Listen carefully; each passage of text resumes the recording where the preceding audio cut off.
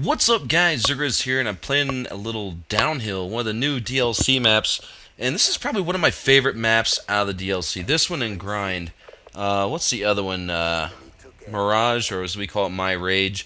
It seems to be like a, I don't know, kind of an iffy map in Dom because the spawns get swapped too easy. But Hardpoint, man, it's a blast. I really like Mirage on Hardpoint. And then I can't even remember what the name of the other one is with the water that, oh, Hydro. There's a couple of reasons I don't really care too much for that map. One is the quote-unquote spawn traps, but more even so than the spawn trap in that map is the announcer guy. It's so loud, like you can't hear shit.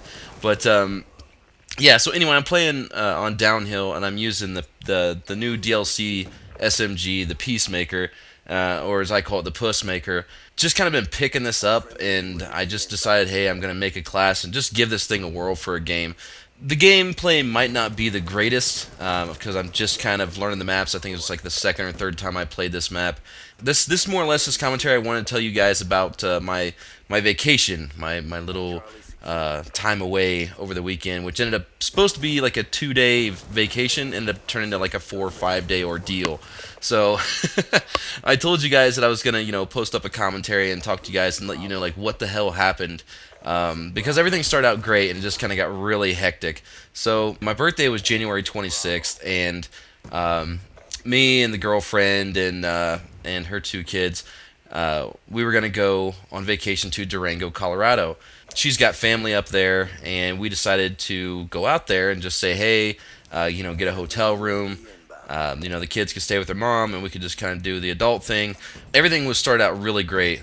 We left the house. It's about a 4-hour trip from where I live, and you end up going over this thing called Wolf Creek Pass. So, like, the first picture you see is like kind of the beginning of this pass, and it's called a pass because it's just basically the way you get over the mountaintop. So you're actually going into the Rocky Mountains. I'm not sure if the Wolf Creek Pass is actually on the Rockies or not, but it's fucking high. I can tell you that much. It's high because like I think where I live, it's like maybe 3,000 feet or something like that, maybe two. I'm not quite positive, but this pass has like a step. It jumps up to like 7,000 feet, and then you're on that for like an hour, and then you go up to like 13,000 feet or 14, 15, I don't even know how many thousands of feet, but it's high. And it's that Wolf Creek Pass. If you ever decide to like look it up, you can see pictures of it, and there's a lot of places, man, where it's just like a guardrail and then just a straight drop down off the mountain. So it's pretty crazy. Luckily, we had like good weather, so we didn't have to worry about it too much, and everything went really well. Like we got down there, visited her mom, dropped off the kids. We ended up staying at the Strader Hotel. The picture you're probably seeing now is just an outside shot I took of the Strader Hotel. It's one of the nicer hotels in Colorado, and depending on who you ask, it's actually the nicest. But we got like a normal room for the first night because it was like the 25th, and we actually share a birthday. Both of our birthdays are on the 26th, though.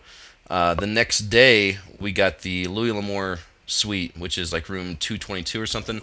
But what's really cool about this hotel is everything's like all like Victorian. Everything's like straight authentic, man. It's like all the real shit, like the beds and the tables and the chairs. And I had like a bunch of other pictures that I took, but I couldn't get them off my phone. Those of you guys that follow me on Twitter are probably pissed off at me today. They're like, really, Grizz? You're just going to flood our fucking timeline with pictures. But this is the only way I can get them off my phone and then into this commentary, so those that don't follow me on Twitter could actually see them. So that was the night of the 26th, which was really cool. We went out and saw a movie, went out to a couple sites, went out to dinner. We missed our jacuzzi time because we got the jacuzzi for like an hour, just by ourselves. And they ended up letting us go in since it was both of our birthdays. They let us bring the champagne and everything into the jacuzzi room, which they're not supposed to let you do. So we had, champagne on ice and chocolate-covered strawberries and jacuzzi all to ourselves. So it was really nice.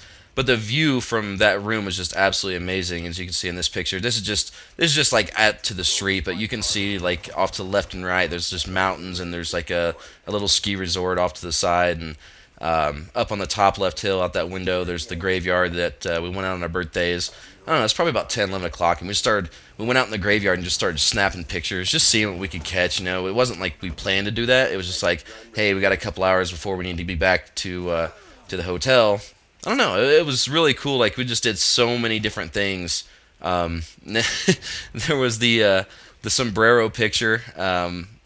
So the night before our birthday, we went to like this Mexican restaurant. She told them it was both of our birthdays, so they came out and put sombreros on us, and put like the icing or the whipped cream, whatever the fuck it was, on our nose and shit, and sang. And I hate that shit.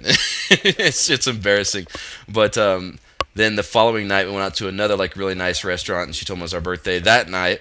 So we got the whole schmeal again. It wasn't near as bad. They didn't like stand up and sing to us and everything, but they just gave us a picture, and we had a really good time on the birthday. But the problem was, man, is that the night of the 26th when we were supposed to leave, her mom was saying, "Hey, the weather's supposed to get really bad the next morning, so you guys might want to get a hotel close by because the Louis L'Amour, man, that thing's like, I don't know, 240, 280 bucks a night. So we just got like another regular hotel just down the road. And it did snow and rain. It was like a really bad combination, so the roads were getting really iced up. And the pass that we took on the way down here, down the mountain, was like all snowed and iced up. And even though we had chains for the tires, like it was just so bad. We didn't want to risk it, with two kids in the car. We didn't want to go up a mountain, with ice and snow on the road. So we waited an extra day, like in that hotel. So we spent the night in the hotel down the road, and then the next day they were calling for like a foot of snow, like the following day. So we were like, okay, we got to get the hell out of here.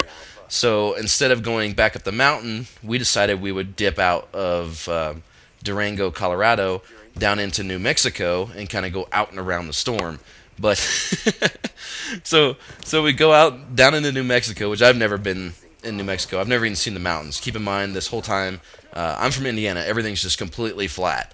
But anyway, so we go into New Mexico and we head down, 84 or some shit. It doesn't even matter. And there's supposed to be like this detour, so we cut off on the detour because we thought, okay, instead of going all the way down into Santa Fe and wrapping back up into Colorado, we'll take this little shortcut because it'll cut like 2 hours off our time. No.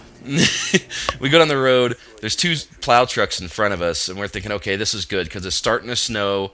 We want to make sure that everything's good to go, everything's safe. And we end up going up this freaking mountain, and I happen to look back at the map, and it says, like, highest point in New Mexico, and I don't remember how many, it's like 8,000 feet or some shit.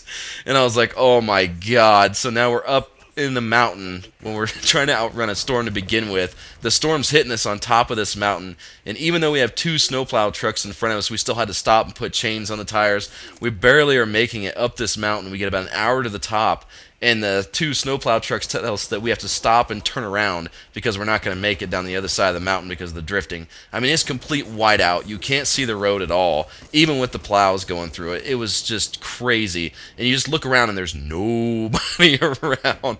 And then, actually, I take that back. There was one car that kind of came by, and I told her just let him get in front of us, and she asked why, and I said, well, they don't have chains in their car, and they're on two-wheel drive, so if they slide off the mountain, we know not to go that way, and we might need somebody to eat if we get stuck up here.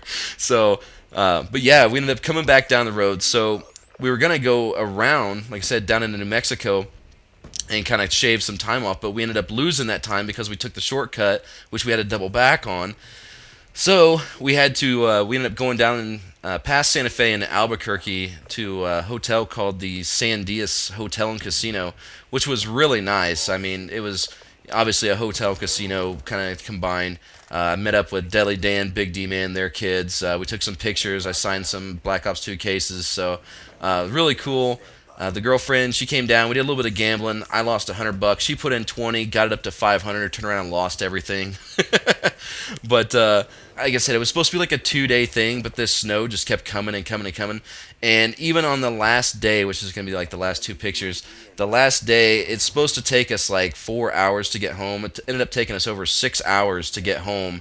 And we were on like an interstate, and it was completely like wide out, one lane on an interstate, and we're driving like 30 mile an hour, and there's semis like flying by us, and you can see them fishtailing and shit.